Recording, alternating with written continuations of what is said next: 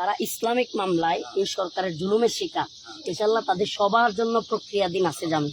এখানে যেন কেউ উশৃঙ্খলা না করে এবং তাদেরকেও ইনফরমেশনটা দিতে হবে যে মামলাই আছে, ট্যাগ দেওয়া হোক, রাজাকার, জঙ্গি, যা ট্যাগ দেখ, যদি কেউ অপরাধী না হয়ে থাকে, হেফাজতের আলেমরা সহ আলহামদুলিল্লাহ সবাই বসছে যে এই আলেমদের আপনি সহ যারা আছে মাজলুম বন্দীদের মুক্তির একটা প্রক্রিয়া চলতেছে।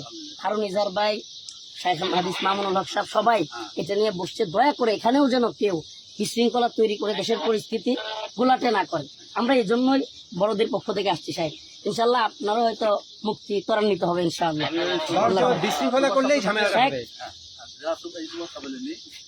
আপনি ইনফরমেশন দিয়েন স্যার, আপনি বললেই কিন্তু হয়ে যাবে। যে আপনি সবাই বলে দিবেন যে রফিক আসছিল, যে উপরেও তোমাদের ইয়াগুলো নিয়ে আলোচনা হচ্ছে যে তোমাদের মুক্তি, ইনশাল্লাহ অযথা এখানে বিশৃঙ্খলা করো না, কেউ মুক্তি হবে, আমি ওদেরকে বুঝিয়ে দিচ্ছি ইনশাআল্লাহ। আর খুব ভালো লাগলো সাহেব আপনারা দেখতে পারেন। সালাম আলাইকুম।